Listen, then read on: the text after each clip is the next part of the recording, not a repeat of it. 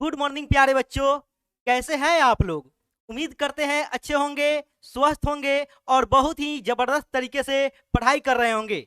बच्चों, पिछली क्लास में हम लोग ने प्रश्नावली 1.1 के प्रश्न संख्या 2 से लेकर 2, 3 और 4 प्रश्न संख्या 3 प्रश्न किए हुए थे, जिसमें कहा गई एक क्वेश्चन बाकी है।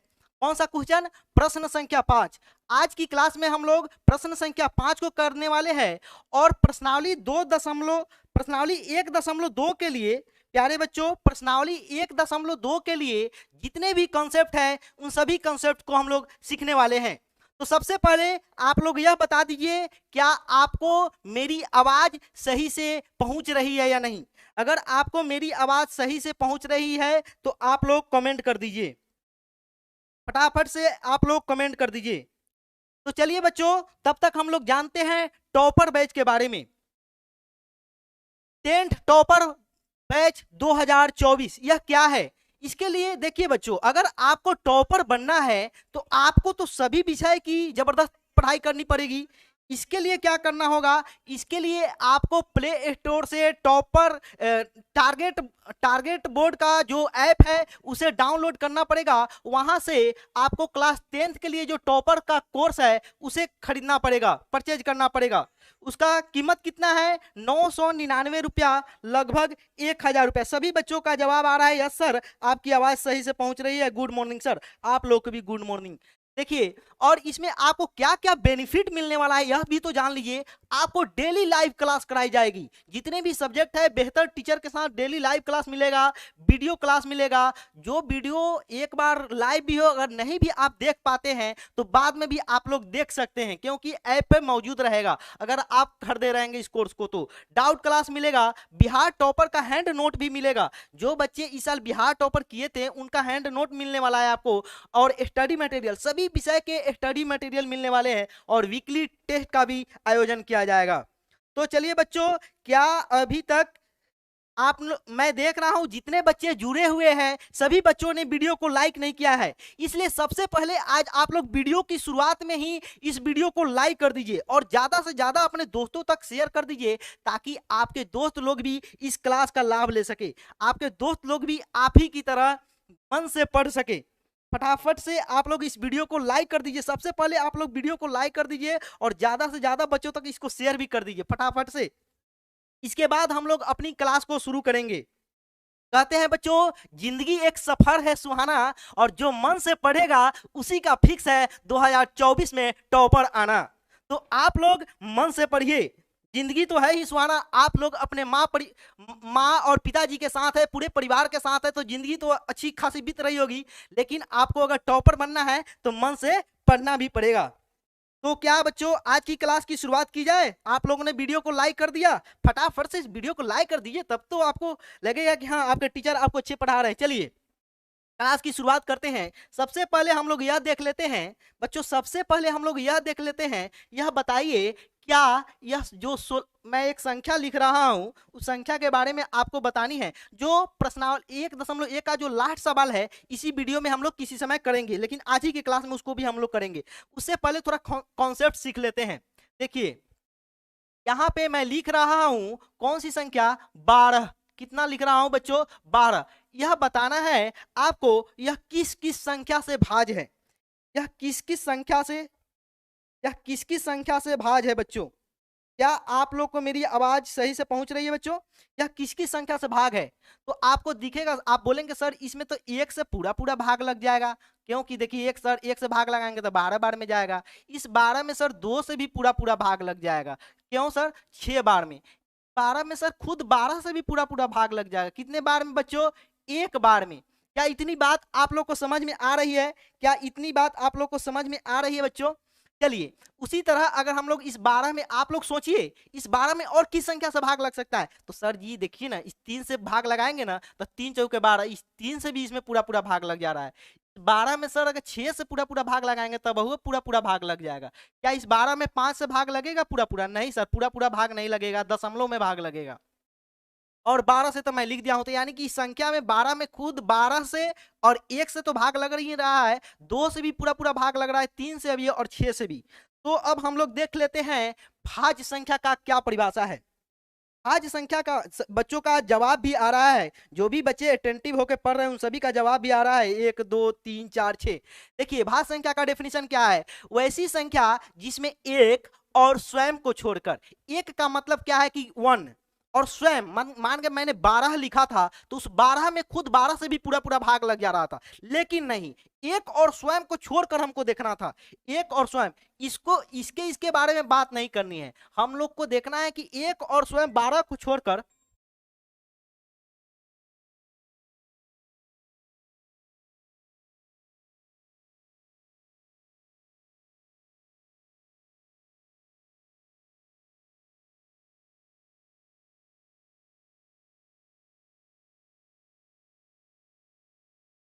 तो बच्चों, तो हम भाज्य संख्या का मैं क्या डेफिनेशन बता रहा था कि एक और स्वयं को छोड़कर, एक एक से तो इसमें पूरा पूरा भाग लग जा रहा है सर, 12 से भी कुछ इसमें पूरा पूरा भाग लग जा रहा है, लेकिन इसके अलावा कौन सी संख्या, तो इसके अलावा हमको 3 संख्या मिली है, वह है 2 3 और 6। इन तीनों संख्याओं से भी इस 12 में पूरा पूरा भाग लग जा रहा है, यानी कि 12 क्या है, एक भाज्य संख्या है। 12 क्या है, एक भाज्य संख्या है। तो अब बताइए, इस 3 में बताइए, इस 3 में किस किस संख्या से भाग लगेगा। बच्चों आप लोग बिल्कुल ध्यान से पढ़िए और सिलेबस का आप टेंशन नहीं लीजिएगा, मैं जितना प्यार से पढ़ा रहा हूं इतना ही प्यार से सिलेबस आपका अगस्त सितंबर तक समाप्त हो जाएगा। उसके बाद हम लोग फिर दोबारा पढ़ेंगे, फिर उसका बहुत सारा ऑब्जेक्टिव क्वेश्चन का हम लोग क्लास लेंगे, तो इसलिए सिलेबस का चिंता नहीं कीजिए। आप लोग को बहुत बढ़िया से सिलेबस समाप्त होगा, एक बार नहीं, 2 बार 3 बार सिलेबस समाप्त होगा। तो आप लोग बताइए, इस 3 में सर 3 से तो पूरा पूरा भाग लग जाएगा, इस क्यों 3 एकम 3, इस 3 में सर 1 से भी पूरा पूरा भाग लग जाएगा, 1 तिया 3। और बताइए इस 3 में और किसी संख्या से पूरा पूरा भाग लग सकता है। देखिए सभी जितने भी बच्चों का जवाब आ रहा है, नीतू सिंह लिख रही है 1/1 और 3, कमेश्वर ठाकुर लिख रहा है 1 और 3, जितने भी बच्चों का जवाब आ रहा है 1 3, उनका जवाब सही है। इसमें अब सर दूसरा किसी संख्या से भाग पूरा पूरा नहीं, नहीं 5 से लगेगा, नहीं 4 से लगेगा, यानी कि जो यह 3 है सर ना, यह भाज्य संख्या तो नहीं है, यह भाज्य संख्या नहीं है। वही डेफिनेशन यहाँ लिखा हुआ है, वह प्राकृत संख्या जिसमें एक और स्वयं को छोड़कर किसी दूसरी संख्या से पूरा एक, एक और स्वयं, देखिए इसमें तो 1 से पूरा पूरा भाग लग जा रहा है, 3 से भी पूरा पूरा भाग, लेकिन इतना से काम चलने वाला नहीं है। एक और कोई संख्या, कम से कम एक और कोई संख्या होनी चाहिए जिससे कि इसमें भाग लग जाए, तो सर कोई संख्या नहीं दिख रहा है, तो यानी कि यह तो भाज्य संख्या नहीं, यानी कि यह अभाज्य संख्या में हम इसको पढ़ेंगे। तो एक और स्वयं को छोड़कर किसी दूसरी संख्या से पूरा पूरा भाग लग जाए। अब हम लोग एक से देखते हैं, एक में तो सर इसका तो बातें नहीं करना है, क्योंकि सर इसमें एक और स्वयं को छोड़कर इसका बात नहीं करना है।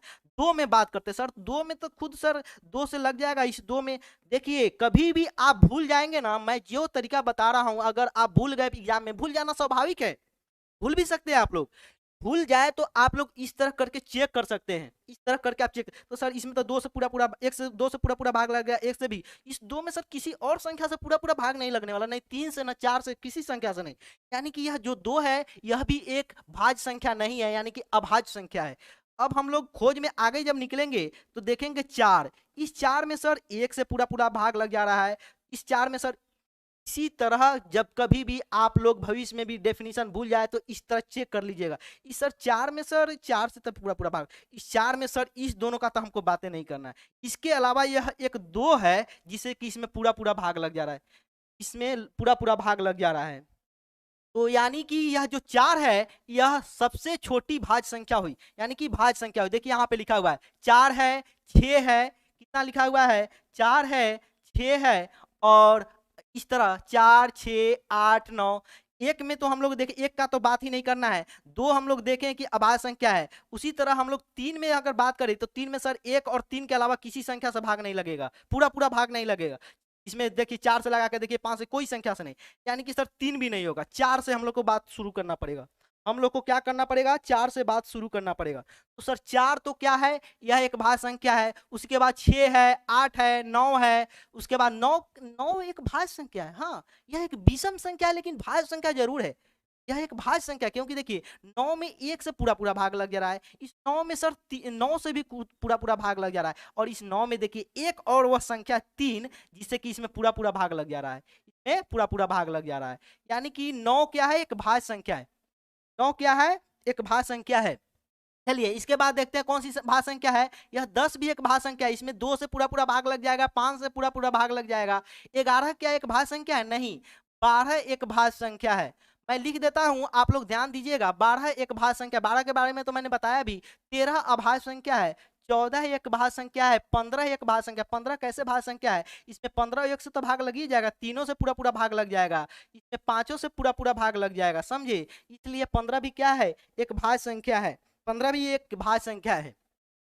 उसके बाद 16 एक भाज्य संख्या है, 17 नहीं, 18 एक भाज्य संख्या है, 19 नहीं, 20 एक भाज्य संख्या है, 21 एक भाज्य संख्या है। सर 21 एक भाज्य संख्या है, क्यों? देखिए ना, इसमें 3 से पूरा पूरा भाग लग जा रहा है कि नहीं? 3 7 21। हाँ सर जी, यह तो एक भाज्य संख्या है। उसी तरह 22 भी एक भाज्य संख्या है, 23 नहीं, 24 एक भाज्य संख्या। मैं लिख देता हूं, आगे भी आपको जरूरत पड़ने वाली है। एपी चैप्टर जब आप लोग पढ़ेंगे, या एपी चैप्टर या सांख्यिकी चैप्टर में आपको इसकी जरूरत पड़ सकती है, इसलिए आप लोग ध्यान से देखिएगा इस बात को। हाँ, भाज्य संख्या को इंग्लिश में कंपोजिट नंबर बोलते हैं। क्या बोलते हैं बच्चों? Composite number. यहाँ पे लिखा हुआ भी है कंपोजिट नंबर। चलिए 24, उसके बाद 25। आप चाहे तो अपने कॉपी पर लिख भी सकते हैं, फटाफट से आप खुद से भी लिखिए, ट्राई कीजिए कि हाँ आपको लिखने आ रहा है कि नहीं। 26, 27 एक भाज्य संख्या है, 27 में 3 से पूरा पूरा भाग लग जाएगा, 9 से भाग पूरा पूरा लग जाएगा, इसलिए 27 एक भाज्य संख्या है। 28 भी एक भाज्य संख्या है। 29 क्या एक भाज्य संख्या? नहीं। 30 एक भाज्य संख्या है। 31 नहीं, 32 एक भाज्य संख्या है। 33 नहीं, 34 एक भाज्य संख्या है। 35 एक भाज्य संख्या है। 33 भी एक भाज्य संख्या है। एक मिनट बच्चों, 33 एक भाज्य संख्या है, 34 भी एक भाज्य संख्या है। जिसको जिसको विभाज्यता नियम आपने अगर 6ठी क्लास में या 8वीं क्लास में पढ़ी हो, तो आपके लिए यह सब बिल्कुल लल्लू टाइप क्वेश्चन है, बिल्कुल हलवा क्वेश्चन है। 34, 35 ये सभी क्या है? भाज्य संख्या है। 35, 36, 37 क्या भाज्य संख्या? नहीं। 38 सभी क्या है? भाज्य संख्या है। तो इस तरह चाहे तो आप लोग अपने कॉपी पर 100 तक लिख सकते हैं, उतना लिखने की जरूरत नहीं आपको इसकी जरूरत पड़ेगी। एक चीज तो बहुत ही इंपॉर्टेंट है, बहुत ही इंपॉर्टेंट है। आपको बताना है सबसे छोटी भाज्य संख्या कौन सी है? सबसे सबसे सबसे छोटी भाज्य संख्या कौन सी है? आप लोग कमेंट कर दीजिए प्यारे बच्चों, आप लोग कमेंट कर दीजिए सबसे छोटी भाज्य संख्या कौन सी? भाज्य संख्या क्या क्या है? कौन सी संख्या है बताइए, फटाफट से बताइए। सर सबसे छोटी भाज्य संख्या ना, सर सबसे छोटी भाज्य संख्या यह 4 दिख रहा है। हाँ बिल्कुल, यह जो 4 है यह सबसे छोटी भाज्य संख्या। तो क्या बच्चों इतनी बातें, प्यारे बच्चों क्या इतनी बातें आप लोग को समझ में आ गई बच्चों? चलिए हम लोग अब आगे बढ़ते हैं, पढ़ते हैं कौन सी? अभाज्य संख्या के बारे में। अभी आपने देखा, मैंने बताया था कि यहाँ पे देखिए, तो इस 2 में बताइए, इस 2 में तो सर 1 से पूरा पूरा भाग लग जाएगा, इस 2 में 2 से पूरा पूरा भाग लग जाएगा, लेकिन इसके अलावा 1 और स्वयं 2, स्वयं का मतलब क्या है? खुद 2 का डेफिनेशन प्राकृत संख्या के मैं बताऊंगा उसके बारे में। देखिए 1 और स्वयं 2 के अलावा कोई ऐसी संख्या नहीं है जिसे कि इसमें पूरा पूरा भाग। सभी बच्चों का जवाब आ रहा है 4। जिन जिन बच्चों का जवाब आ रहा है 4, यह आपको याद भी रखना है कि सबसे छोटी भाज्य संख्या 4 होती है।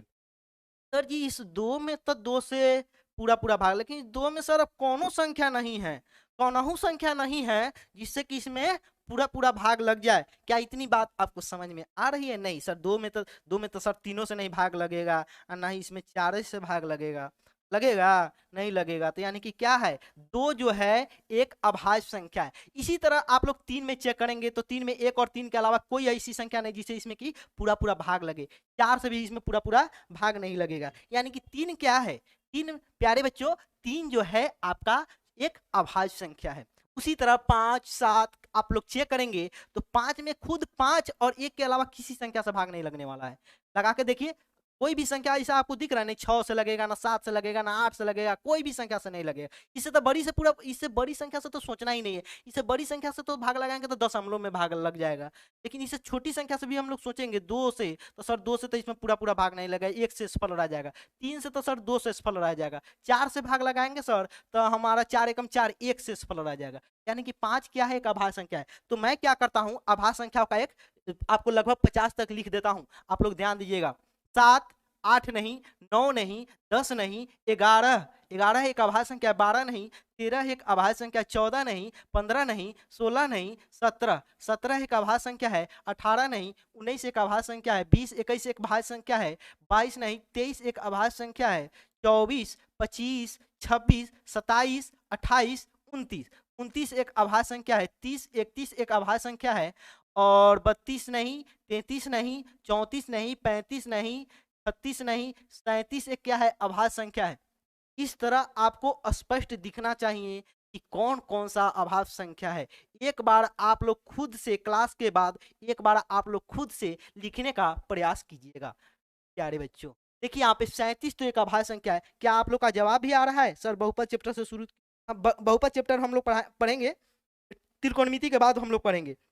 यहाँ पे देखिए 37, 38 नहीं, 39, क्या 39 नहीं, 39 देखिए विभाजन नियम अगर आपको आती हो तो स्पष्ट दिख रहा है सर, 9 1 10 2 12, इसमें तो 3 से पूरा पूरा भाग लग जाएगा, 12 में 3 से पूरा पूरा भाग लग जाएगा, इसलिए इसमें भी 3 से पूरा पूरा भाग लग जाएगा। 39 नहीं, 40 भी नहीं, 41 एक अभाज्य संख्या है, 42 नहीं, 43 एक अभाज्य संख्या है, 44 नहीं, 45 भी नहीं, 45 में देखिए 5 4 9 होता है। इस तरह आपको सोचना पड़ेगा, 5 4 9 यानी कि इसमें 3 से पूरा पूरा भाग लग जाएगा।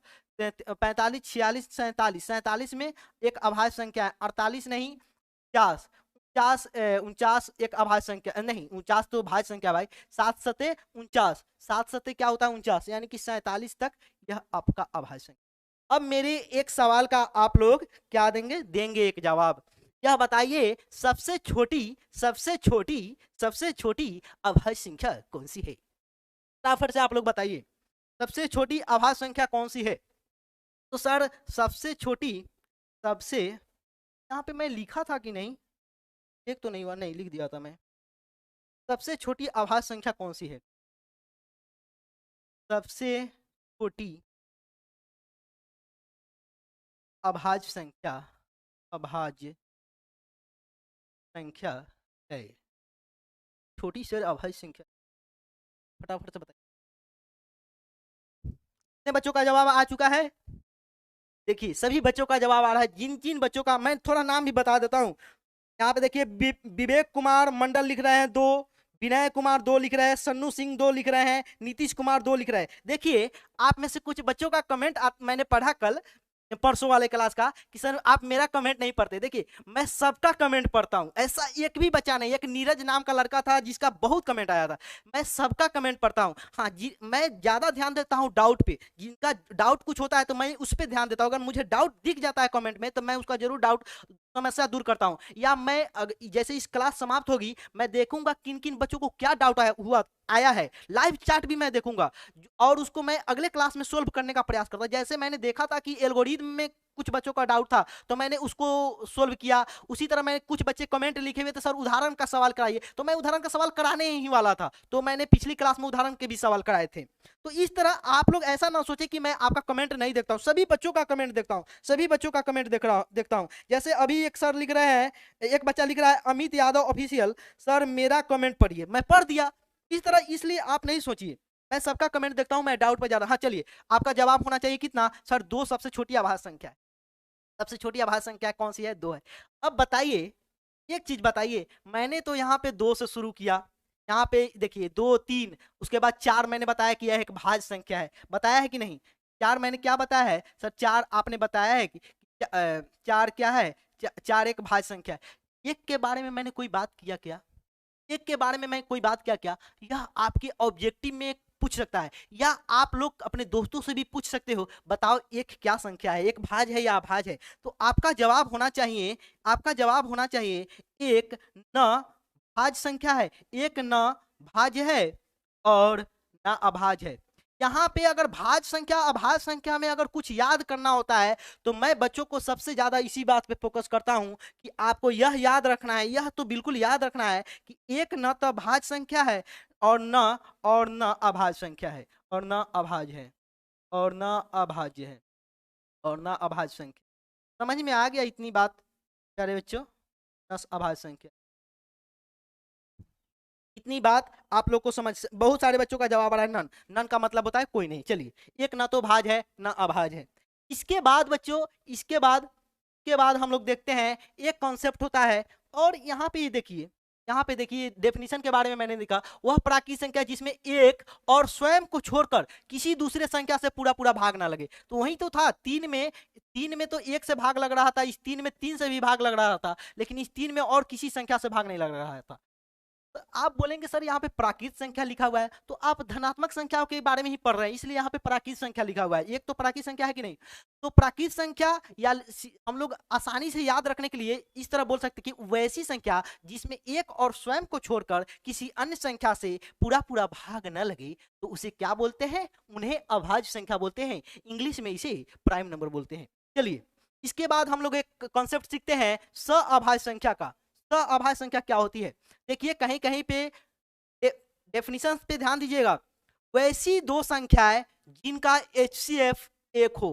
मैं क्या बोला, वैसी दो संख्याएं जिनका HCF एक हो। मैंने यह नहीं बोला कि दो विषम संख्याओं का HCF एक होना चाहिए या दो सम संख्याओं का HCF एक होना चाहिए, यह डेफिनेशन गलत है। डेफिनेशन यह है कि वैसी दो संख्या जिनका HCF एक हो, उन्हें क्या बोलते हैं, उन्हें बोलते हैं स्क्रीनशॉट कुछ बच्चे मांग रहे हैं, तो आप चाहे तो स्क्रीनशॉट ले लीजिए। चलिए या तो पहले भाज्य संख्या का ये स्क्रीनशॉट ले लीजिए,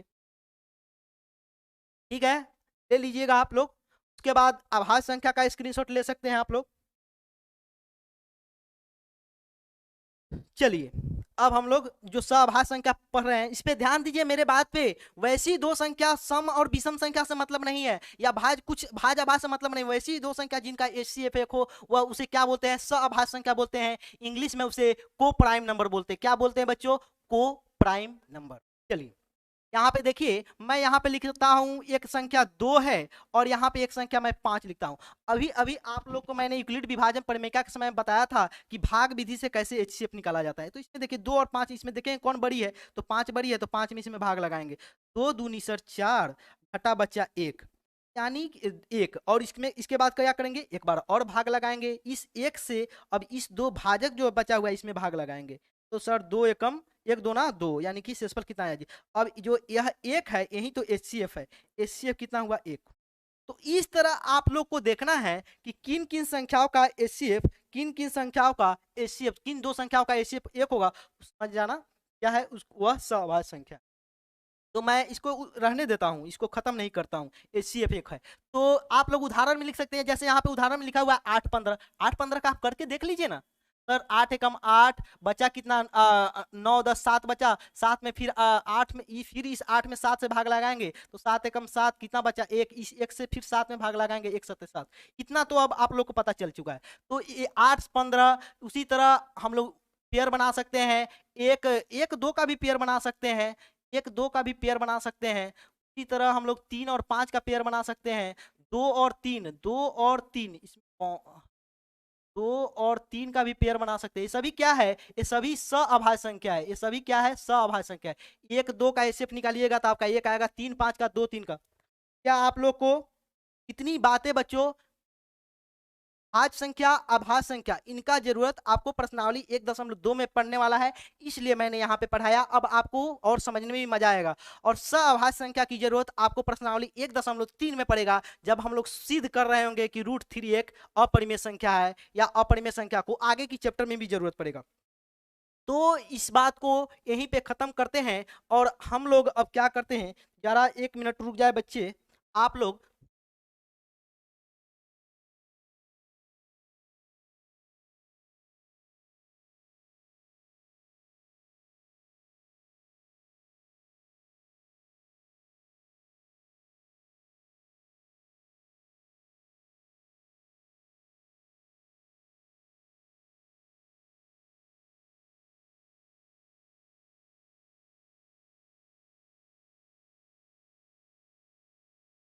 बच्चों जरा यह बता दीजिए, क्या आपको अब मेरी आवाज सही से, मैंने बैटरी चेंज किया है, बैटरी डिस्चार्ज था, तो अब आप लोग बता दीजिए क्या आपको आवाज सही से जा रही है, क्या आपको आवाज सही से जा रही है बच्चों।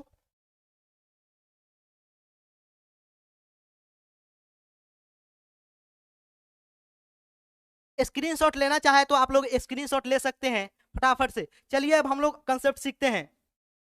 अब हम लोग सीखते हैं, क्या यह बताइए, कभी आपने जिंदगी में इस तरह से LCM यानी कि लसन निकालना सीखा है?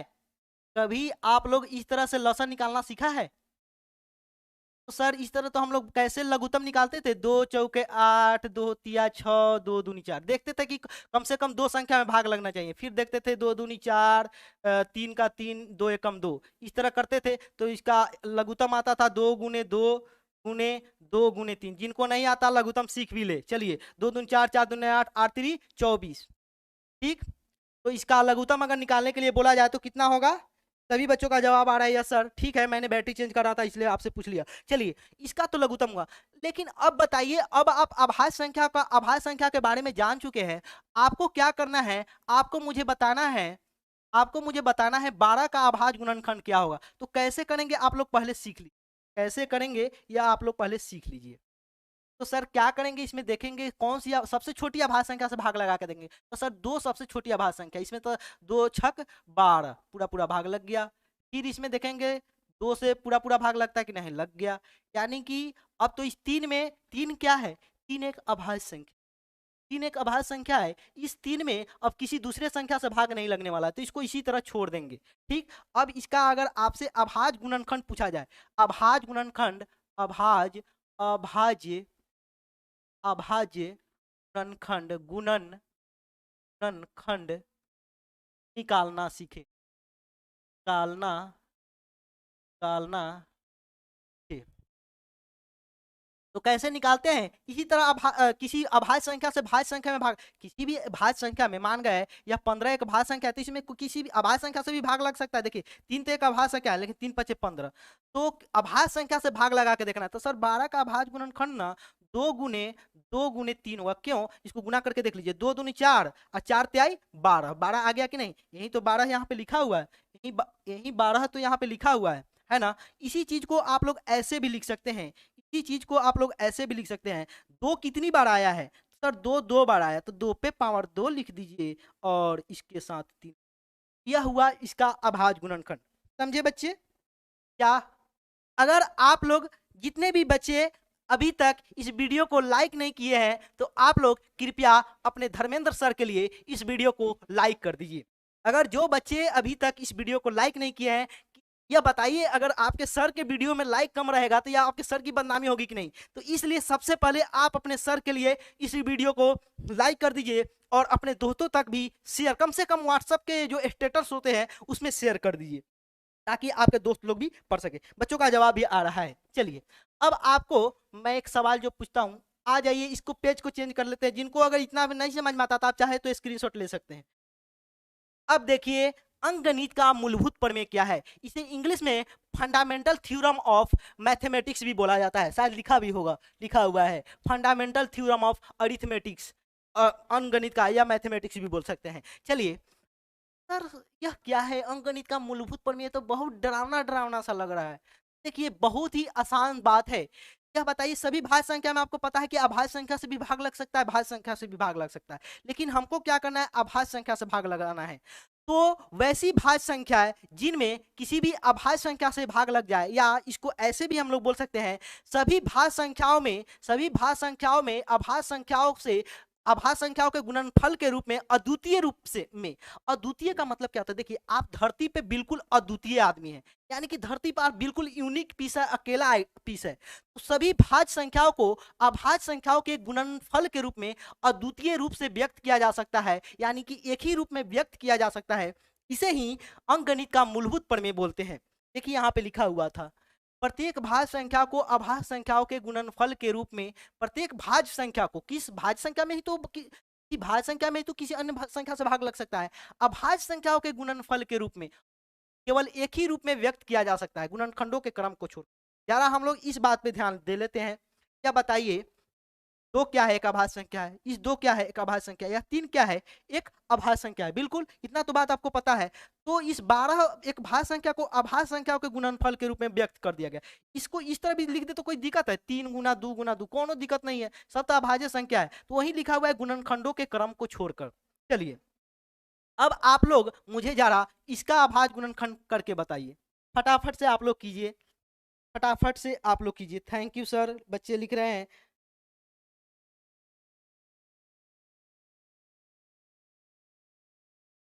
फिजिक्स तो आपको बच्चों पढ़ाई हो रहा है, एक बच्चे एक के ऑलराउंडर फैक्ट्स लिख रहे हैं। फिजिक्स फिजिक्स आपका क्लास चल रहा है। फिजिक्स आपके तो यूट्यूब पे भी क्लास कराए गए हैं और डेली क्लास ऐप पे भी कराए जा रहे हैं। तो यह बताइए 54 का भाज्य गुणनखंड कैसे निकालेंगे सर? इसमें भाग करके देखेंगे सर। 2 दूनी 4 होगा और यहाँ पे देखिए 27 दूनी 54 हो जाएगा। इसमें अब किस संख्या से भाग लगेगा? अगर आपको विभाजन नियम आती है स्पष्ट दिख रहा है, इसमें 3 से भाग लग जाएगा। 3 नवा 27 और 3 त्या सर, यही तो इसका अभाज्य गुणनखंड हुआ। अगर 54 का अभाज्य गुणनखंड आपसे लिखने के लिए बोला जाए तो आप लोग क्या लिखेंगे? देखिए यहाँ पे 2 3 3 3 3 कितने बार आई है? 3 3 बार आया है, तो यानी कि हम लोग यहाँ पे लिख सकते हैं 2 गुने 3 गुने 3 गुने 3। देखिए इसको गुना कर लीजिए, 3 क्या 9 9 3 27 27 दूनी 54। यही इसका अभाज्य गुणनखंड हुआ। इसी बात को आप लोग ऐसे भी लिख सकते हैं 2 गुने 3 पे पावर 3। समझे बच्चे? क्या आप लोग का कोई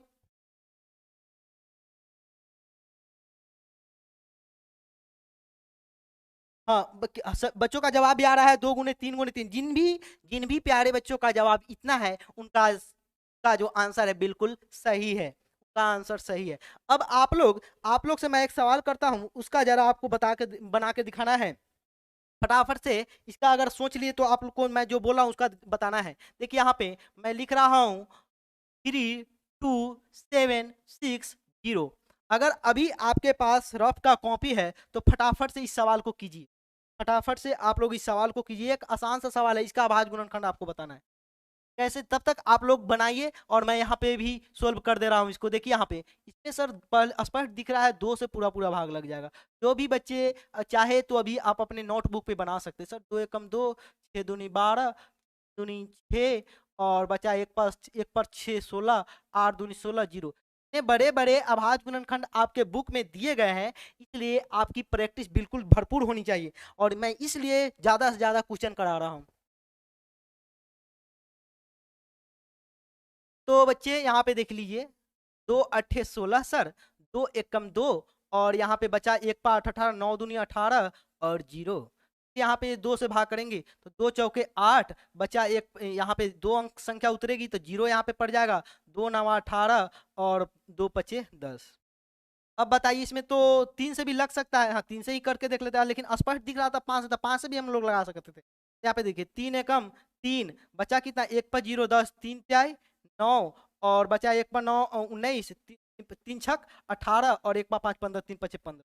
क्या इतनी बात आप लोग को समझ में आ रही है? आप लोग इतना कर लेंगे, कर पाएंगे क्या? ये कौन सा बच्चा है नीरज कुमार जो पासवर्ड बार बार ऐसा ना करे। कोई किसी को अपना कमेंट में कोई किसी को अपना मोबाइल नंबर नहीं देंगे, नहीं तो आपके साथ फ्रॉड हो सकता है। और जो एक बच्चा बार बार जो लिख रहा है नीरज कुमार यह पासवर्ड किसी का मांग रहा है, तो ऐसी गलती ना करे। किसी को किसी चीज का पासवर्ड या कुछ देने का यहाँ पे कोशिश ना करे, क्योंकि आपको नुकसान हो सकता है। ये सभी बच्चे फ्रॉड होते हैं, समझे? ये पढ़ने वाले बच्चे नहीं है जो पासवर्ड वगैरह मांग रहे हैं, पढ़ने वाले बच्चे नहीं हो सकते। यहाँ पे देखिए इसलिए आप लोग सतर्क रहिएगा। यहाँ पे इसमें क्या 3 से पूरा पूरा भाग लग जाएगा तो सर 3 1 4 6 4 10 5 5 लग जाएगा। 3 चौके 12 एक कितना बचा, एक पे 6 16 3 पचे 15 और एक पे 5 15 3 पचे 15। एक बड़ा सा क्वेश्चन है, फिर भी मैं यहाँ पे इसलिए करा रहा हूँ ताकि आपको डरे नहीं। ऐसा ना कि बड़ा बड़ा क्वेश्चन देख कर डर जाए। और इतना बड़ा बड़ा क्वेश्चन है भी। यहाँ पे 5 से लगा कर देखते हैं, 5 9 45 5 एकम 5। क्या इसमें 13 से भाग लग जाएगा या 7 से भाग लग जाएगा? 13 से देखिए 13 से 91। यानी कि अगर इसका अभाज्य गुणनखंड, क्या बच्चों का जवाब आ रहा है? बहुत सारे बच्चों का जवाब आ रहा है।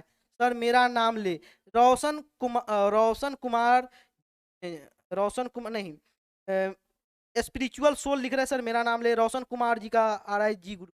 चलिए यहाँ पे देखिए अभाज्य गुणनखंड अगर आपसे पूछा जाए तो सर देखिए यहाँ पे कितना लिखा है 32 7 6 0 का अभाज्य गुणनखंड आप लिख के बता दीजिए। कैसे लिखेंगे? देखिए यहाँ पे 2 कितनी बार है तो सर 2 3 बार है, तो इस पे डायरेक्ट 2 पे पावर 3 भी लिख सकते हैं, ठीक। और उसी तरह यहाँ पे 3 कितनी बार है सर? 3 2 बार है, तो 3 पे पावर 2, 3 पे पावर 2 का मतलब है 3 गुने 3। उसी तरह सर यहाँ पे 5 13 और 7 एक एक बार है, तो 5 गुने 7 और गुने 13। छोटे से बड़े क्रम में लिखते, 13 भी पहले लिख सकते, कोई दिक्कत नहीं था, क्योंकि था यहाँ पे लिखा हुआ है कि नहीं, गुणनखंडों के क्रम को छोड़कर या जो टुकड़ा बना रहे हैं ना, कोनो टुकड़ा के केनहू लिख सकते, कोनो दिक्कत नहीं है। और 13 क्या क्या आप सभी बच्चों का सही जवाब था? अगर आपका सही जवाब था तो एक बार आप लोग कमेंट कर दीजिए यस सर। और जो बच्चे अभी तक शेयर नहीं किए वीडियो को, कृपया आप लोग इस वीडियो को शेयर कर दीजिए, क्योंकि आगे हम लोग और ही जबरदस्त चीजें पढ़ने वाले, आगे और भी जबरदस्त चीजें पढ़ने वाले। तो क्या अभी आप अब आपको अभाज्य गुणनखंड समझ में आ गया? हो सकता है मैं आप लोगों को कुछ क्वेश्चन भी दूंगा होमवर्क के लिए। Love you sir, Vishal Kumar ji लिख, डॉक्टर कुमारी, ऐसी ऐसी बातें ना लिखी अभी। सोच, चलो ठीक है, सभी बच्चों का कमेंट भी आ रहा है, उनका सही है, बहुत सारे बच्चों का सही है। आगे अब हम लोग देखते हैं, इसको नहीं करेंगे, इससे पहले अब हम लोग देखते हैं अभी आपने क्या सीखा बच्चों? अभाज्य गुणनखंड निकालना। अब चाहे तो आपके लिए मैं होमवर्क दे देता हूं। होमवर्क क्या है? आपका प्रश्नावली 1.1 जो दिख रहा है यहाँ पे देखिए, आपका प्रश्नावली 1.2 है। इसके जो प्रश्न संख्या 1 में जितने सवाल दिए गए हैं, इन सभी सवाल को आप लोग खुद से करने का प्रयास करेंगे और इसका हम लोग कल हल करेंगे, इसका हम लोग कल सोल्यूशन करेंगे। समझे बच्चे? इसका हम लोग कल सोल्यूशन करेंगे। उसके बाद अब आप लोग सीख लीजिए। अब देखिए, अभी आप भाग विधि से आप लोग एचसीएफ निकालना सीखे थे। कौन किस विधि से? भाग विधि से। ठीक। आज बच्चों हम लोग अभाज्य गुणनखंड विधि से, अभाज्य गुणनखंड विधि से सीखेंगे एचसीएफ निकालना और एलसीएम निकालना। एक और खुशी की बात है, आप लोग अगर धर्मेंद्र सर से अगर पढ़ रहे हो तो आपके लिए एक और खुशी की बात यह है कि हम लोग दो दो तरीके से अभाज्य गुणनखंड विधि से भी सीखेंगे गुणनखंड निकालना, एचसीएफ और एलसीएम निकालना। समझे? जिनको जो समझ में आ जाए उस तरीका को याद रखेंगे। चलिए यह बताइए, आपसे अगर बच्चों, अगर आपसे अगर बोली जाए कि आप 15, कौन सी संख्या सर? 24 नहीं, 15 नहीं, यह संख्या ले लेते हैं 20 और 24, इस दोनों का एचसीएफ निकालिए, एचसीएफ निकालिए और एलसीएम भी निकालिए। एलसीएम कैसे निकालेंगे? एचसीएफ क्या होगा और एलसीएम क्या होगा? तो अभाज्य गुणनखंड विधि से निकालना है। कैसे निकालना है सर? हमको नहीं सर, मेरा कमेंट पढ़ लीजिए। कमेंट देखिए, यहाँ पे अपना नाम खुद से बनाना पड़ता है बच्चों, इसलिए कमेंट ज्यादा पढ़वाने पर ध्यान नहीं दीजिए, मैं जो बता रहा हूँ उस पर ध्यान दीजिए। क्या बताइए? मैं इसको दो दो तरीका से बताने वाला हूँ सर। 20 का सबसे पहले अभाज्य गुणनखंड कर लेते हैं, यहाँ पे कर लेते हैं। देखिए 20 का अभाज्य गुणनखंड कर लेंगे तो सर 10 दूनी 20 होगा और 2 पच्चे 10 होगा। इतना कितना आया इसका अभाज्य गुणनखंड? सर इसका अभाज्य गुणनखंड ना 2 आया, 2 आया, गुने 2 आया और गुने 5 आया। समझ में आ रहा है इतना बात बच्चों? क्या आपको इतनी बातें समझ में आ रही है या नहीं आ रही है? यह बताइए, फटाफट से यह बताइए, क्या इतनी बातें आप लोग को समझ में आ रही है या नहीं आ रही है? तो सर हाँ बिल्कुल। अब बताइए, इस 24 का अभाज्य गुणनखंड आपको निकालने के लिए बोला जाए तो कैसे निकालेंगे? सर 24 का क्या कीजिए, 24 लिखा हुआ है, 24 का अभाज्य गुणनखंड निकालना है ना, 2 से भाग लगाइए। सर 12 दूना 24 और 2 छक 12 और 2 तिया, 2 यहाँ पे 2 तिया 6।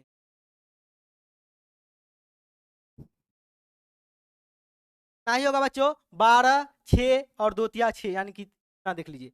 अब हम लोग क्या करते हैं, यहाँ पे लिख लेते हैं। ध्यान दीजिएगा, यहाँ पे बहुत ही इंपॉर्टेंट है। जो बच्चे पहली बार देख रहे हैं बहुत ही ध्यान से देंगे, नहीं तो आपको कंफ्यूजन का सामना करना पड़ सकता है। दो, ऐसे तो मैं दो दो तरीका बताऊंगा, आपको कंफ्यूज नहीं होने दूंगा, लेकिन आप लोग ध्यान से भी पढ़िएगा तभी यह संभव होगा। समझे? कोई दिक्कत? सर कोई दिक्कत नहीं है। आप लोग फटाफट से, अभी मैं देख रहा हूँ जितने बच्चे क्लास को ज्वाइन किए ना, सभी बच्चे वीडियो को लाइक नहीं किए। आप लोग लाइक कर दीजिए। अब देखिए एचसीएफ कैसे निकालते हैं। एक तो तरीका जो मैं सबसे आसान तरीका बताने जा रहा हूँ उस पर आप लोग ध्यान दीजिए, उस पर आप लोग ध्यान दीजिए। भाग विधि से मैं, अभाज्य गुणनखंड विधि से अगर आपसे एचसीएफ पूछा जाए, एचसीएफ यानी कि महत्तम समापवर्तक, इसी का नाम मसा भी दिया जाता है। मैं लिख भी देता हूं ताकि आप लोग को कोई दिक्कत ना हो। एचसीएफ का नाम मसा भी है, तो इस तरह भी लिखा जाता है, या महत्तम समापवर्तक भी लिखा जाता है, और इस इंग्लिश में इसे हाईएस्ट कॉमन फैक्टर भी बोलते हैं। ठीक है। अब देखिए इसको हम लोग क्या करेंगे, एचसीएफ निकालने के लिए इसका देखेंगे कि कौन इसके अभाज्य गुणनखंड में भी है और कौन इस 24 के भी अभाज्य गुणनखंड में है। तो क्या क्या आपको दिख रहा है? देखिए आपको क्या क्या दिख रहा है, कुछ बच्चे कमेंट भी कर रहे हैं। देखिए यहाँ पे सर यह 2 है, इसमें भी है, इसमें भी है। इसका हम लोग क्या करते हैं, एक सुंदर सा घर बना देते हैं। ठीक। अब देखते हैं और कौन सी संख्या, सर यह 2 भी इस दोनों में है, क्या भी एक सुंदर सा घर बना देते हैं। ठीक। अब यह 5 इसमें है क्या? सर नहीं है, नहीं कोई घर नहीं बनेगा। यह 2 इसमें है क्या? अब दो दो दो था तो, लेकिन यह दो अब एक और दो इसमें नहीं है, इसलिए इसका भी घर नहीं बनेगा। यह तीन इसमें नहीं है सर, इसका भी घर नहीं बनेगा, तो नहीं बनेगा। तो इस तरह आपको घर बनाए, सबसे आसान वाला तरीका है यह, आप कभी भूलेंगे नहीं इस तरीका को। यहाँ पे देखिए तो क्या करेंगे, दो जिसका घर बना है इस घर का नाम है दो, इस घर का क्या नाम पड़ गया, इस घर का नाम पड़ गया दो, दो लिख दिए। और इस घर का भी नाम दो ही है, अगर मान के तीन तीन रहता तो इस घर का नाम हम लोग तीन लिखते। इस दोनों को इस तरह लिख लेंगे और इसको दोनों को गुना कर लेंगे। सर तीन दूनी छः आ गया, गलत हो गया ना, यहाँ पे दो होगा ना, यहाँ पे दो, यहाँ पे देखिए इस घर का भी तो नाम दो ही है ना, मैं तीन बोला इसलिए तीन लिख दिया। यहाँ पे देखिए दो दूनी चार, समझे, इसका एचसीएफ दो ही हो चार होगा। और इसी तरह अगर आप लोग भाग विधि से निकाल के चेक करना चाहे तो चेक कर सकते हैं। जितने भी बच्चों का जवाब आ रहा है, जितने भी प्यारे बच्चों का जवाब आ रहा है चार, उनका जवाब बिल्कुल सही है। चलिए एलसीएम सर कैसे निकालेंगे, सर एलसीएम तो ज्यादा टेंशन हो जाता है। एलसीएम कैसे, मैं एक और तरीका बताने वाला हूँ, लेकिन यह सबसे बेस्ट तरीका है, सबसे आसान तरीका है। सर एलसीएम कैसे निकालेंगे, एलसीएम निकालने के लिए हम लोग क्या करते हैं, कलर चेंज नहीं करते। यहाँ पे देखिए एलसीएम निकालने के लिए, एलसीएम निकालने के लिए हम लोग क्या करते हैं, यहाँ पे देखिए इस जिसका जिसका घर बन गया ना उसको उसको लिख दीजिए, यानी कि जितना एचसीएफ उसको लिख दीजिए। ठीक, अब जो बच गया है, क्या क्या बच गया है यहाँ पर, सर पांच बच गया, दो बच गया, तीन बच गया है। क्या इतनी बात आप लोग को समझ में आ रही है, जितना एचसीएफ है उसको यहाँ पे लिख देंगे। इतना एचसीएफ कितना है, चार आया, या जिसका जिसका घर बन गया उसी को लिख देंगे, यहाँ पे इतना लिख दिए। अब जो बच गया, यह कलर शायद आपको दिखाई दे रही होगी, अब जो बच गया उसको यहाँ पे लिख देंगे। यहाँ पे सर पांच बच गया, पांच को लिख दीजिए। यहाँ पे सर दो बच गया, इसको दो को लिख दीजिए। और जो यहाँ पे तीन बच गया, जो घर में है ऐसा नहीं कि इसको दो बार लिख देंगे, इसको एक ही बार लिखे, इस घर का नाम ही अब दो पड़ गया है, समझे, इस घर का नाम दो पड़ गया है।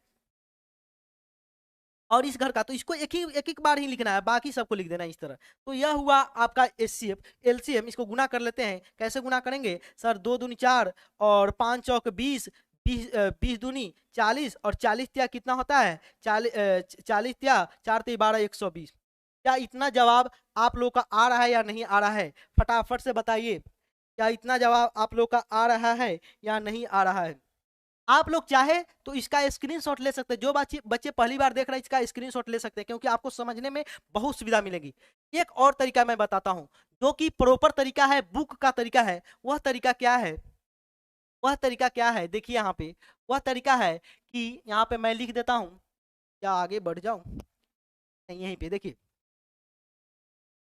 यहाँ पे मैं लिखता हूं कि उभयनिष्ठ एचसीएफ का मतलब होता है, एचसीएफ का मतलब होता है, क्या होता है सर,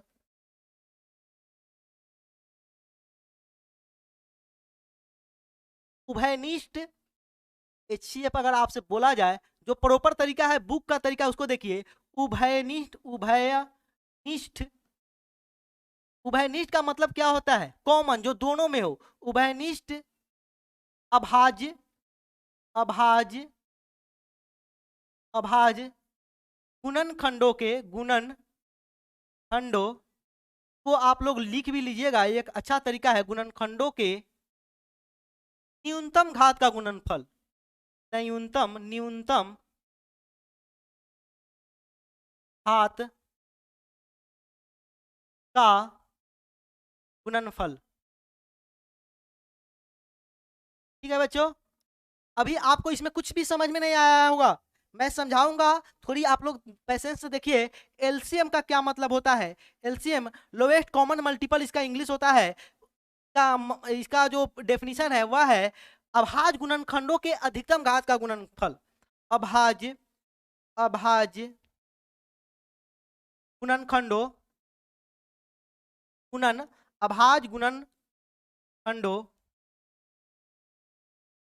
के अधिकतम, अधिकतम, अधिकतम घात का गुणनफल। क्या बच्चे आप लोग इस वीडियो को शेयर किए या नहीं किए, उम्मीद करता हूं आप लोग अपने गुरुजी के लिए ही इस वीडियो को जरूर शेयर कर दिए होंगे, और इस समाज में थोड़ा और ज्ञान फैलाने के लिए भी आप लोग इस वीडियो को जरूर शेयर कर देंगे। अभाज्य गुणनखंडों के अधिकतम घात का गुणनफल, देखिए यहाँ पे क्या लिखा है, उभयनिष्ठ अभाज्य गुणनखंडों के न्यूनतम घात का गुणनफल। यहाँ पे देख लीजिए, अब इसमें कौन कौन सा उभयनिष्ठ था, दो दो था। इसी चीज को हम लोग इस तरह भी लिख सकते हैं, इसको हम लोग खत्म कर दे, क्या खत्म कर देते हैं, या यहाँ पे समझ लेते हैं। देखिए यहाँ पे जो दूसरा नंबर तरीका है उसको हम लोग यहाँ पे समझ लेते हैं। 20 है 24 है। आप लोग बुक में देखेंगे तो बुक में इस तरह नहीं लिखा होगा, बुक में लिखा होगा 2 पे पावर 2। समझिए इस बात को, मेरी इस बात को समझिए, 2 पे पावर 2 गुने 5, और इसका लिखा होगा 2 पे पावर 3 गुने 5, इस तरह लिखा होगा 2 पे पावर 3 गुने 3 लिखा हुआ था 3। इसमें डेफिनेशन क्या मैंने बताया कि उभयनिष्ठ अभाज्य गुणनखंडों के बताइए इस दोनों यह दोनों इस दो इसमें भी है, दो इसमें भी है। इसमें न्यूनतम घात क्या है? इसमें सर न्यूनतम घात 2 है। न्यूनतम का मतलब होता है कम, न्यूनतम का क्या मतलब होता है? कम। सबसे कम घात कितना है? 2 का, तो सर 2 है। तो एचसीएफ क्या हो जाएगा? एचसीएफ हो जाएगा। उस डेफिनेशन को अगर आप लोग याद रखें, तो अगर आपको डेफिनेशन याद रहती तब आपके लिए यह वाला तरीका ज्यादा सुटेबल है। 2 पे पावर 2, 2 पे पावर 2 का मतलब क्या होता है? 4 होता है, न्यूनतम घात नहीं। एलसीएम का क्या होता है? एलसीएम यहाँ पे देख लीजिए डेफिनेशन क्या मैंने लिखा था। डेफिनेशन लिखा था अभाज्य गुणनखंडों के अधिकतम घात का गुणनफल। समझे? अभाज्य गुणनखंडों के अधिकतम घात का गुणनफल। तो देखिए यहाँ पे इसमें अधिकतम घात क्या है? तो सर अधिकतम घात तो 2 है, 2 पे पावर 3। ठीक।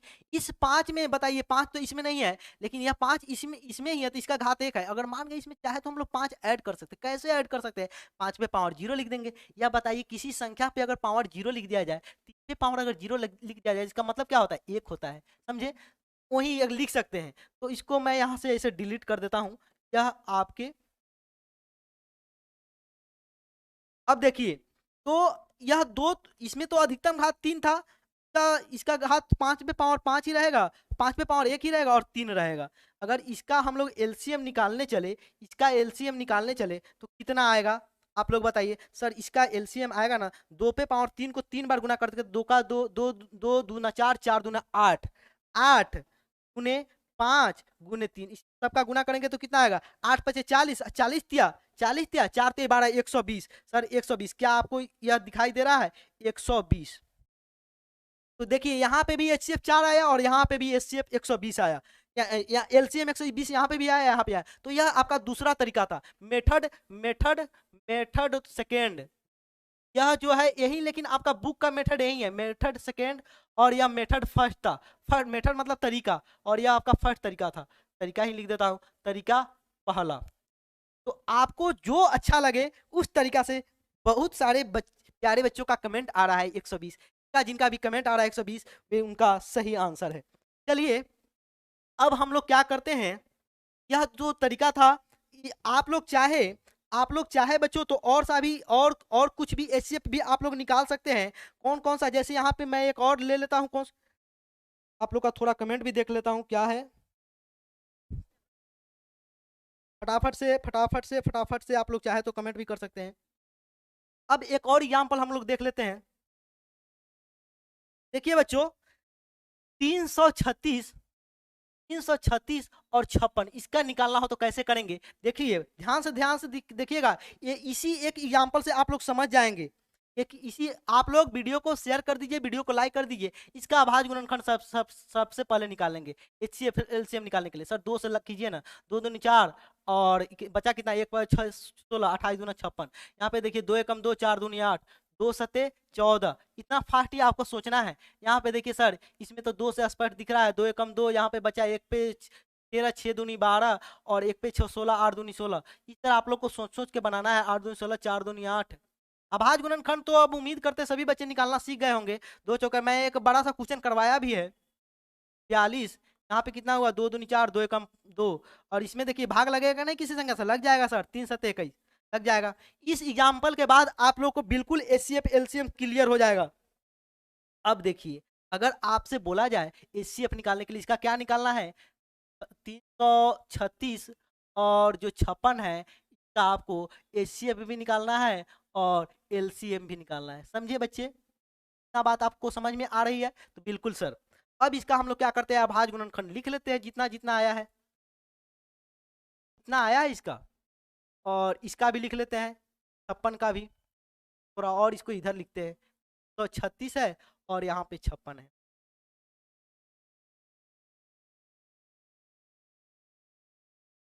बच्चों यह बता दीजिए, जरा कमेंट करके बता दीजिए, क्या आपको सर भाग नहीं समझे? यह बताइए, भाग क्या नहीं समझे? भाग आपको नहीं आती है? तब तो आपको समस्या आपकी ज्यादा बड़ी है। भाग इसमें कैसे नहीं समझे भाई? 2 से इसमें अगर 168 में भाग करेंगे तो सीधा सीधा 168 में आपको 2 से भाग करने आता है। ये वाला सोचिएगा तो जिंदगी भर करते रह जाइए, कभी नहीं होगा। 10वीं कक्षा में ये वाला भाग करते रह जाइएगा तब नहीं, आपको डायरेक्ट भाग करने आनी चाहिए। 2 अट्ठे 16, 2 चौके 8, इस तरह। इसमें देखिए 2 चौके 8, ऐसा ऐसा लुआ सवाल बात नहीं कर कीजिए। यहाँ पे देखिए 336 है, इसका अभाज्य गुणनखंड हम लोग क्या लिखेंगे सर? 2 गुने 2 गुने 2 गुने कितनी बार 2 आया सर? 4 बार आया है। लिख लेते हैं, क्या दिक्कत है, 4 बार लिख लेते हैं। और यहाँ पे एक सर 3 आया है और एक 7 आया है। अभाज्य गुणनखंड है 1 2 3 4 5 6, 6 है तो 1 2 3 4 5 6 है ना? ठीक। और मैं इसको घात वाला नहीं बता रहा हूँ। और यहाँ पे देखिए 56 का सर 2 लिख लीजिए, 2 लिख लीजिए और 2 लिख लीजिए और यहाँ पे फिर 7 लिख लीजिए। अब बताइए आपके लिए कितनी आसान मैं तरीका बता दिया हूँ, कितना आसान मैं बना दिया हूँ कि एचसीएफ अगर आपसे पूछे तो आप लोग क्या कीजिए, देखिए दोनों के घर में, दोनों के अभाज्य गुणनखंड में क्या क्या कॉमन है, जो इसमें भी है और दूसरे वाला में भी है। हाँ, क्वेश्चन नंबर मैं 5 कराने वाला हूँ प्रश्नावली 1.1 के, इसलिए आप लोग घबराए नहीं, मैं उस सवाल को जरूर कराऊंगा। एक बहुत बढ़िया सवाल है, उस सवाल को आप लोग मिस नहीं कीजिएगा। हो सकता है 5 नंबर में वो सवाल आपके पूछ दिया जाए। यहाँ पे देखिए, यह सर 2 इसमें भी है, इसमें भी है, तो इसका वो घर बना लीजिए, इसका भी घर बना दीजिए इस तरह। यह 2 इसमें भी है, इसमें भी है, इसका भी घर बना दीजिए। अब सर 7 इसमें तो इसमें है, इसमें भी है 7, इसमें भी है, इसका भी इस तरह एक घर बना दीजिए। अब यह 2 इसमें है क्या? नहीं है। यह 3 इसमें है क्या? नहीं है। देखेंगे कौन कौन सा कॉमन है। कॉमन का मतलब क्या होता है? उभयनिष्ठ हिंदी में होता है, जिसका मतलब होता है दोनों की गुणनखंड में होना चाहिए, इसके भी गुणनखंड में, इसके भी गुणनखंड में। तो 2 है, 1 2 2 3 बार जो 2 है यह दोनों में है, यानी कि हम लोग लिख लेते हैं 2 गुने, इस घर का नाम 2 है, इस घर का भी नाम 2 है और इस घर का नाम भी 2 है, यानी कि इस दोनों में से एक ही को उतारना है नीचे। और यहाँ पे कितना? 7 का एचसीएफ निकालेंगे तो कितना आ जाएगा? बताइए, बताइए आप। 2 दूनी 4, 4 दूनी 8, 8 को 7 से गुना करेंगे तो 8 सते 56, 8 सते कितना? 56। समझ में इतना बात आ रहा है आपको? सर बिल्कुल 56 होगा। एलसीएम निकाल लेते हैं। एलसीएम मैंने क्या बताया, जो जो घर बन गया है उसको तो उसी तरह लिख लेंगे, या आपको उससे भी आसान करना है तो डायरेक्ट इस 56 को लिख दीजिए, इस 56 को डायरेक्ट लिख दीजिए। अब बाकी जो बच गया उस सबको लिख दीजिए, क्योंकि इस सबको फिर से हम लिखेंगे 2 गुने, फिर 2 लिखेंगे, फिर 2 लिखेंगे, तो बात तो वही हुआ। और बच गया क्या? बच गया यहाँ पे सर 2 बच गया है, जो बच गया उसको उसी तरह लिख देंगे। 2 एक बार बच, यह 2 बच गया, इसका कोई घर नहीं बना तो उसको उसी तरह लिख देंगे और इस 3 को लिख देंगे। सबको, सबका गुना करके आप लोग बताइए सबका गुना कितना होगा? आप लोग क्या बता सकते हैं? सर 2 दूनी 4, 4 दूनी 8, 4 दूनी 8, 8 दूनी 16, 16 को 7 से गुना करेंगे तो कितना होगा? 16 हुआ, यहाँ पे 7 3 21। यहाँ पे देख लीजिए दूसरे तरीका से मैं गुना करता हूँ। 2 दूनी 4, 4 दूनी 8, 8 8 पे चलिए, 8 छक्का 8 सते 56, 56 को हम लोग कितना? 3 दूनी 6 से गुना कर देते हैं, कितना आएगा? 6 1 36 आएगा, 6 5 30, 31 32 33, यानी कि 366, 366 336, कितना आया बच्चों? 336। क्या आपको इतनी बातें समझ में आ गई? हाँ, बच्चों का कमेंट आ रहा है 336, जिन जिन बच्चों का कमेंट आ रहा है 336, उन सबका जवाब बिल्कुल सही है, उन सभी बच्चों का जवाब बिल्कुल क्या है? बिल्कुल सही है।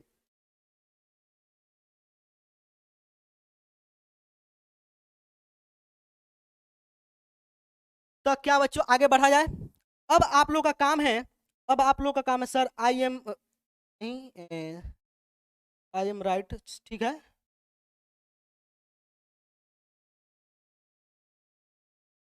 HCF 56, और क्या आप लोग का कमेंट आ रहा है?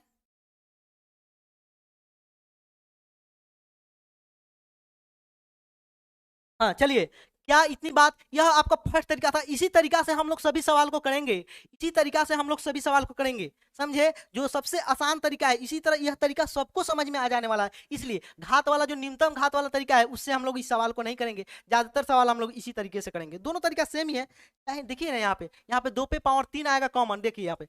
तो अगर घात वाला कॉन्सेप्ट, न्यूनतम घात, न्यूनतम घात इसका करेंगे तो 3 आएगा, इसके इसमें भी न्यूनतम घात, इसका 4 आएगा, इसका 3 आएगा, तो न्यूनतम तो 3 होगा। और यहाँ पे देखिए एक 7 बच जाएगा, 7 और 2 पे पावर 3 और 7 का गुना करेंगे तो कितना? 2 4 4 2 8, 8 7 56 होगा कि नहीं? तो घात वाला कॉन्सेप्ट से भी आप बना सकते हैं। 56 यहाँ पे है। अब आपका जो काम है, आप चाहे तो आपके लिए होमवर्क है कि यह जो प्रश्नावली 1.2 है, इसका जो प्रश्न संख्या 2 है, इसको आप लोग बना सकते हैं, प्रश्न संख्या 3 को भी बना सकते हैं।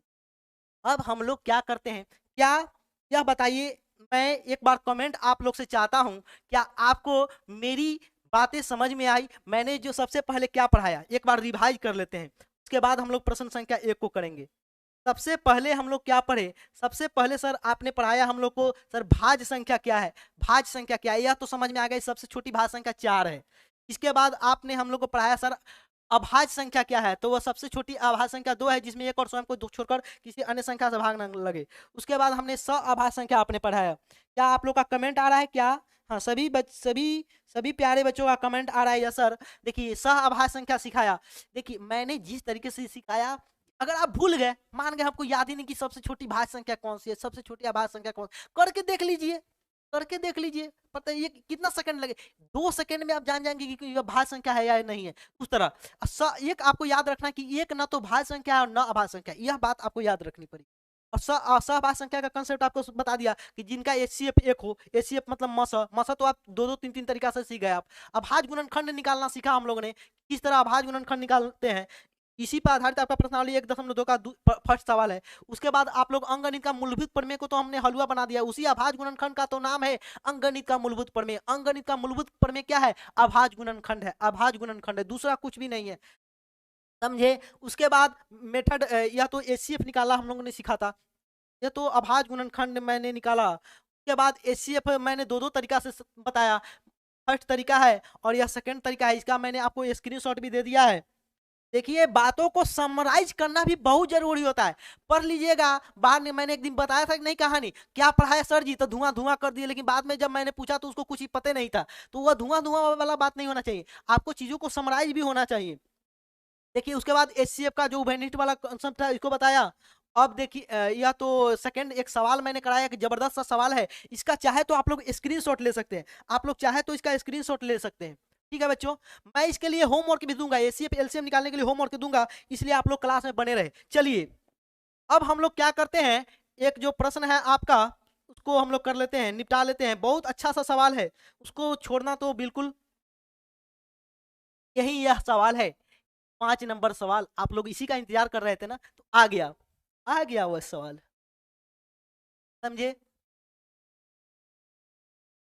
क्या इस सवाल को किया जाए अब, क्या बताइए?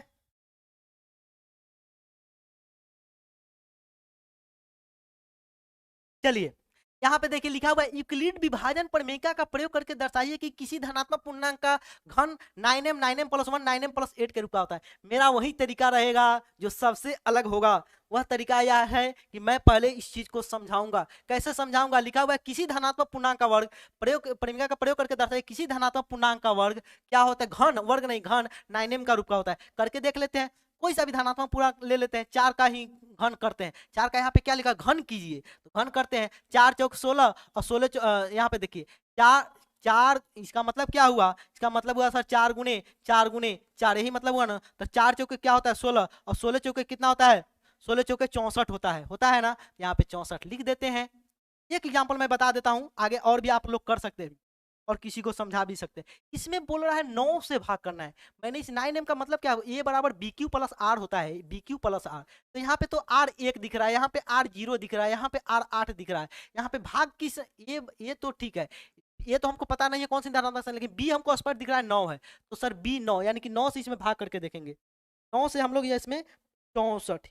इस सवाल का जवाब आप लोग दे रहे हैं 64 बच्चों। अच्छा इसका, हाँ हाँ गुना करके, बहुत बहुत सही बच्चे, बहुत सही। यहाँ पे देखिए 9, 9 से इसमें अगर हम लोग भाग करेंगे, 9 से भाग करेंगे तो सर देखिए ना, 9 सते कितना होता है, 9 सते 63 होता है, 9 सते कितना होता है 63। देखिए कितना आया शेषफल, शेषफल 1 आया कि नहीं, वही तो यहाँ पे लिखा हुआ है। देखिए समझिए बात क्या लिखा हुआ है, 64 को हम लोग 9 यूक्लिड विभाजन प्रमेयिका से, देखिए 9 गुने 7, 9 गुने 7 प्लस 1 लिख सकते हैं कि नहीं, लिख सकते हैं कि नहीं, ये बराबर होता है सर BQ + R, यही होता है ना। बात को समझिए, इस तरह कहीं भी आपको नहीं समझाया होगा, इसका तो गारंटी है। बहुत सारे बच्चों ने, मैं उन सभी बच्चों का धन्यवाद करना चाहूंगा जिन बच्चों ने आके कमेंट किया कि हाँ सर आप जिस तरीके से समझाए थे वो ऐसा कहीं नहीं समझाया गया था। तो चलिए यहाँ पे देखिए ए बराबर तो 64, तो ए तो यहाँ पे कहीं लिखा हुआ नहीं कि कौन सा ए लेना है।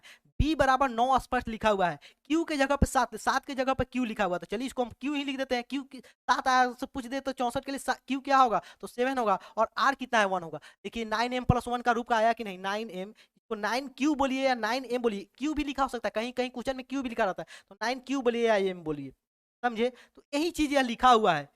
और इसी तरह आप लोग अलग अलग संख्याओं के लिए करके देखेंगे, हो सकता है 5 के लिए आप चेक करेंगे तो आपका शेषफल हो सकता है 0 आ जाए, 8 आ जाए।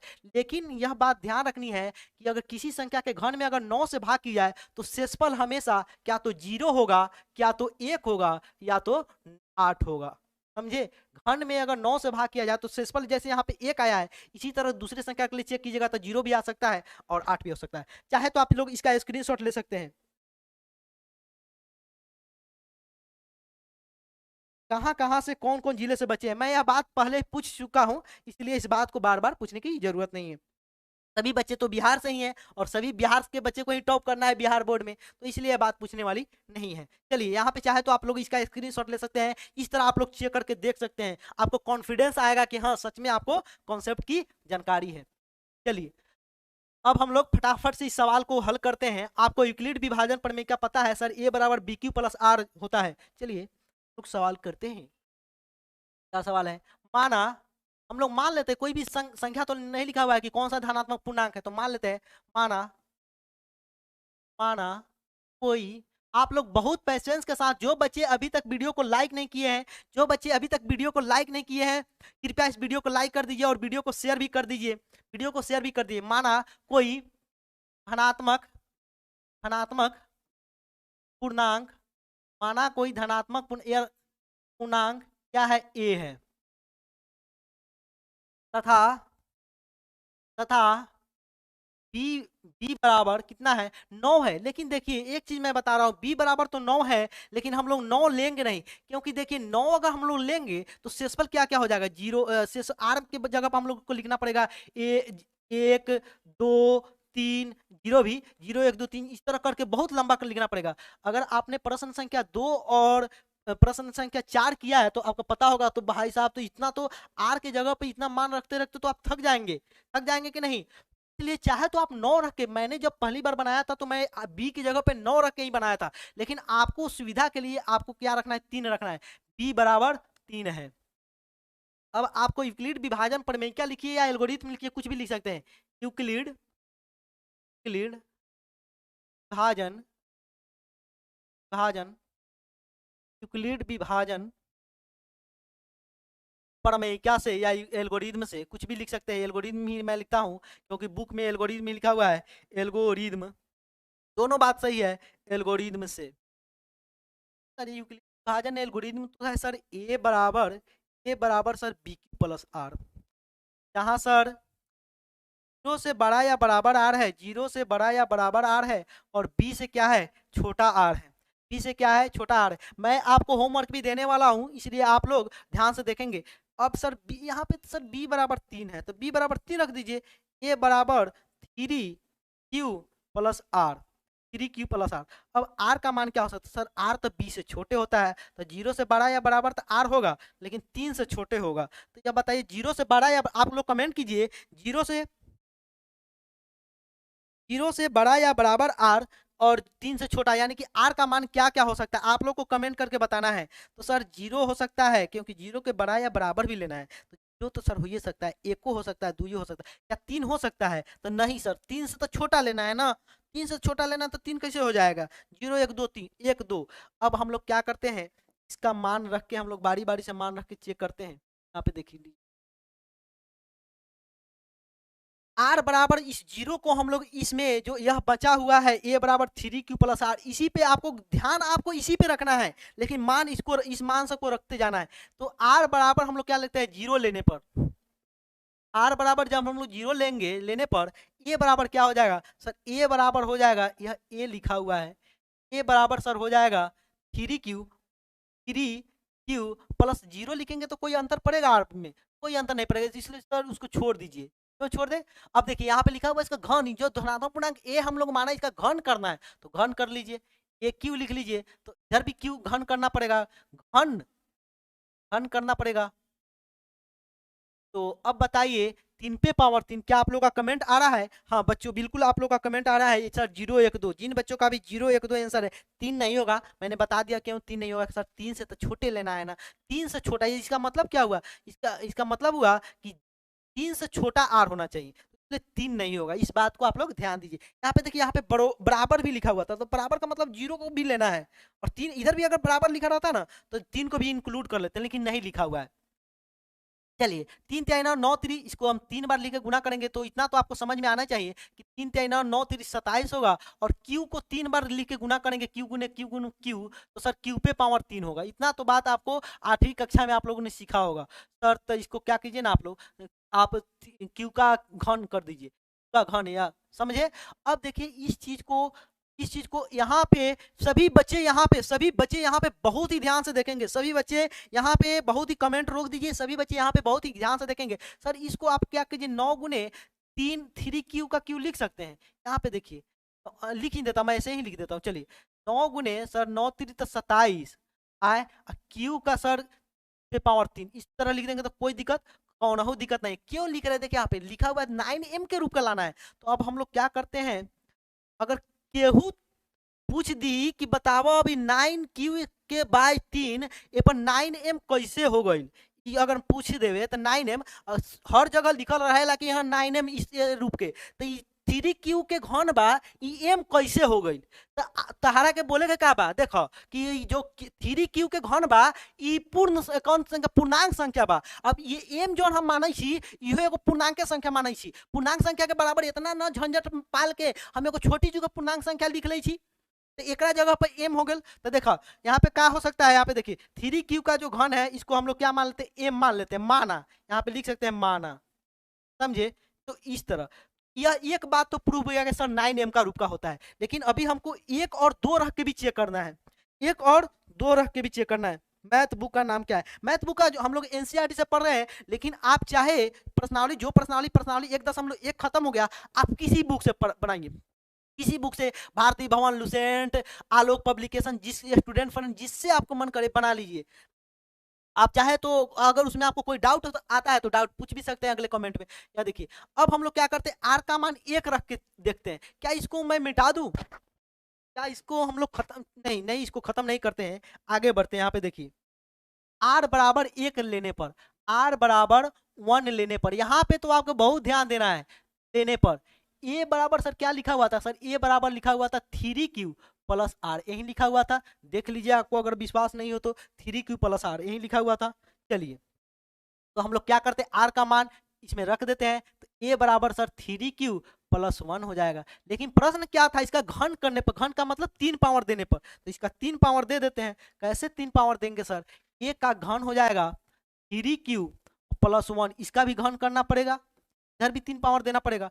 अब बताइए a प्लस बी का होल क्यूब किनको किनको पता है, किनको जिनको पता है, सभी बच्चे तो इसको कमेंट में शायद नहीं लिख पाएंगे, तो लेकिन जिनको पता है वो अपने कॉपी पे लिख सकते हैं।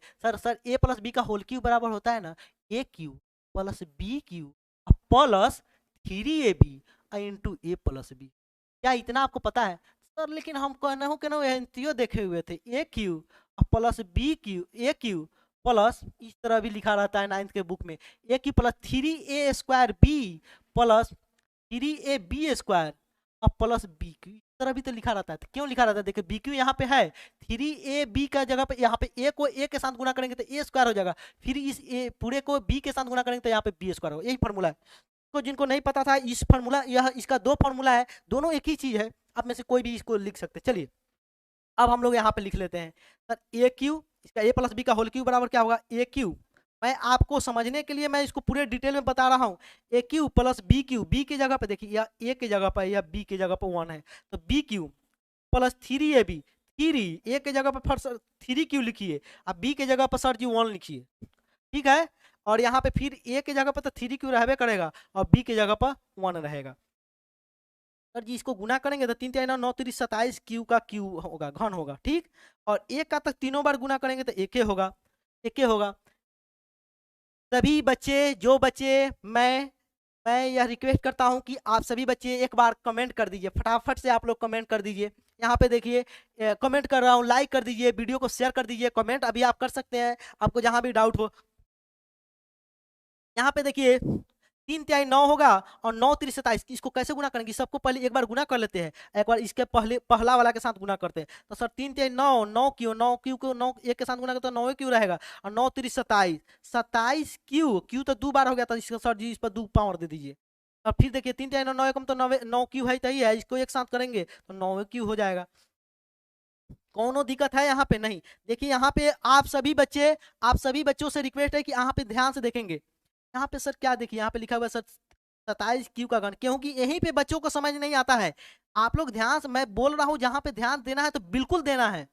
यहीं पे बच्चे कंफ्यूज करते हैं, मुझे पता है ना, मुझे सब पता है कि कौन सा बच्चा कहाँ पे फंस सकता है, कौन से बच्चा या बच्ची कहाँ पे फंस सकता है, मुझे पता है।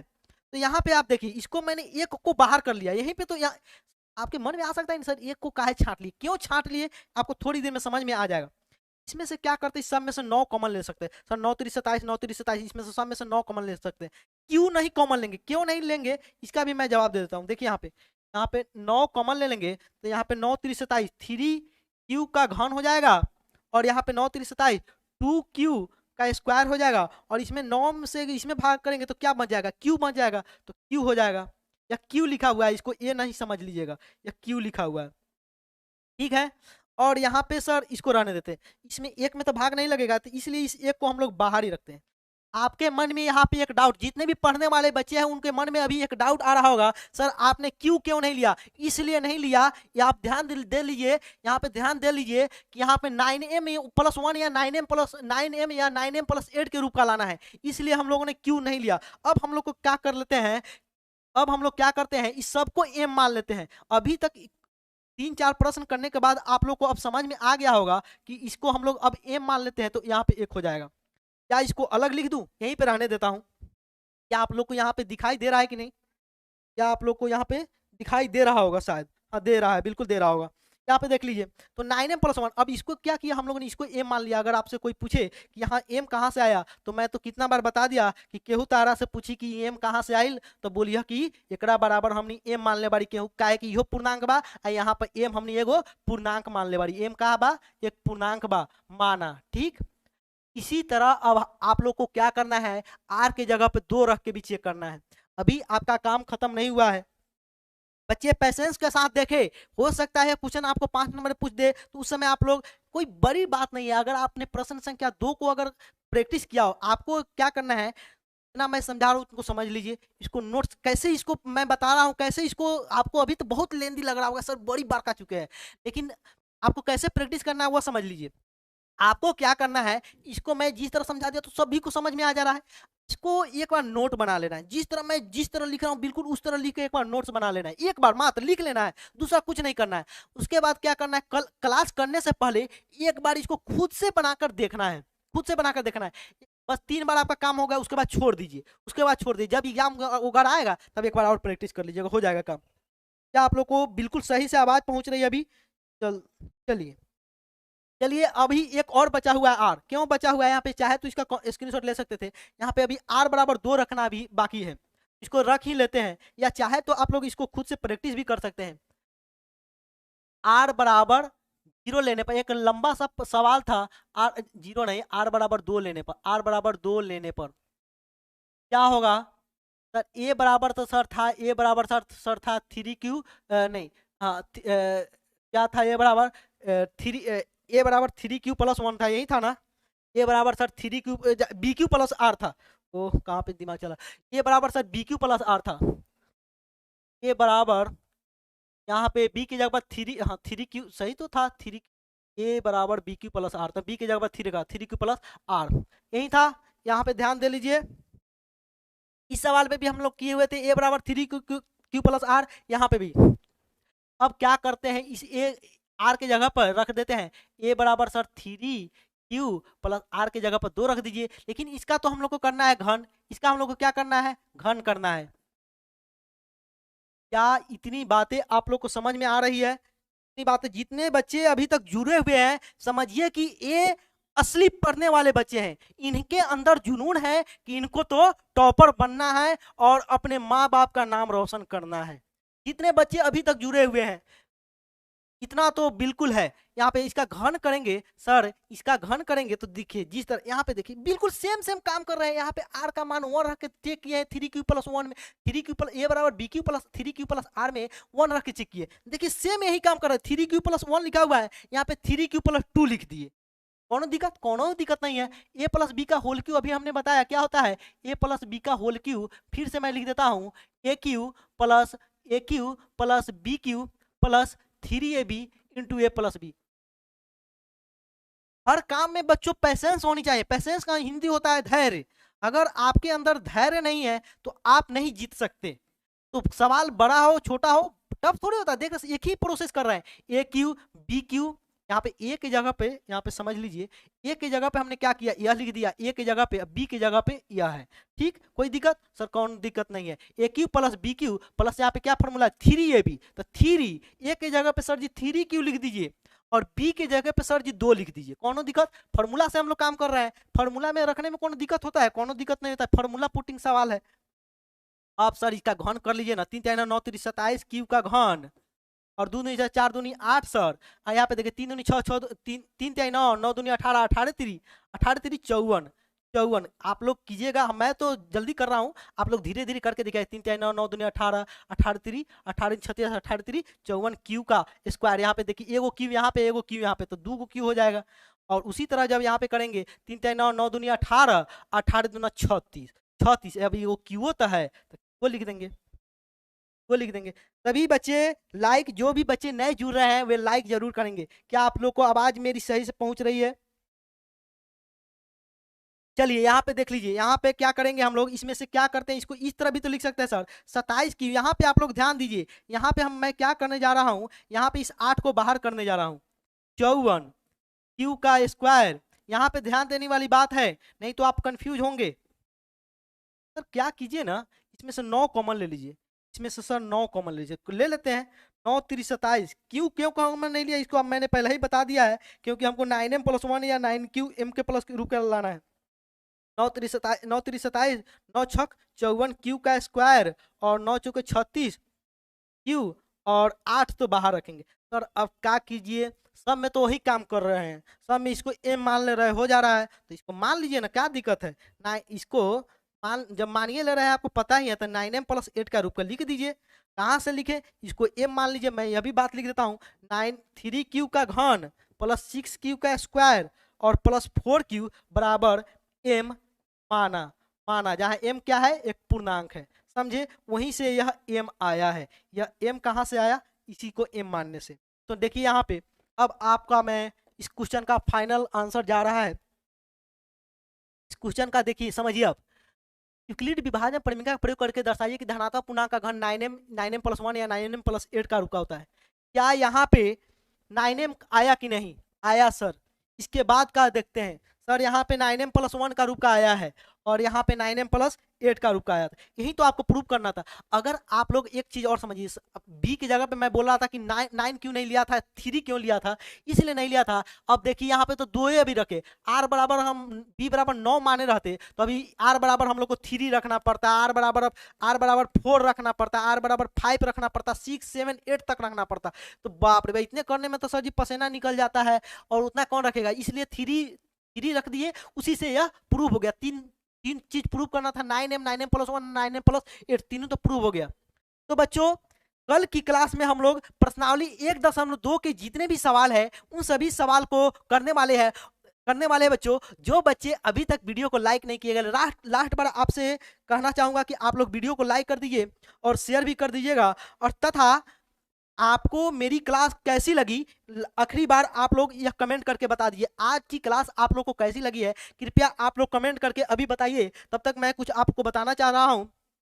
यहाँ पे देखिए, यह जो टॉपर बैच के बारे में, यह जो टॉपर बैच है इसमें आप लोग चाहे तो जल्दी से एडमिशन ले सकते हैं, क्योंकि इसमें क्लास चल रही है, ऐप पे जो है क्लास चल रही है, तो आप लोग इस टॉपर बैच में एडमिशन ले सकते हैं। प्ले स्टोर पे जाके टारगेट बोर्ड का जो एप्लीकेशन है, उसे डाउनलोड करके। क्या आप लोग को स्क्रीनशॉट बच्चे मांग रहे हैं, जो बच्चे स्क्रीनशॉट मांग रहे हैं तो मैं उनको स्क्रीनशॉट दे देता हूँ। चलिए कहाँ पे गया, यहाँ पे ए वाला, तो चाहे तो आप लोग फटाफट से स्क्रीनशॉट लेने में तो थोड़ा टाइम लग जाएगा। यहाँ पे देखिए कैसे स्क्रीनशॉट लेंगे? देखिए आप लोग फटाफट से ले लीजिए, इसका स्क्रीनशॉट लेना चाहे तो, या बाद में आप लोग ले लीजिएगा। यहाँ पे देख लीजिए आर बराबर 1 जब रखे हैं, और इसके बाद देख लीजिए जब आर बराबर 2 रखे हैं। तो बच्चों आज की क्लास थोड़ी लंबी क्लास थी, उम्मीद करता हूँ आप लोग को बहुत अच्छा लगा होगा, और आप लोग फिर आज कमेंट में बता के जाएंगे, मैं सबका कमेंट पढ़ूंगा कि किन किन बच्चों को मेरा क्लास अच्छा लगा। अगर आपको, उम्मीद करता हूँ सभी बच्चों को मेरा क्लास अच्छा लगा होगा, तो इसी के साथ इस क्लास को खत्म करते हैं। मिलते हैं अगली क्लास में। जय हिंद बच्चों।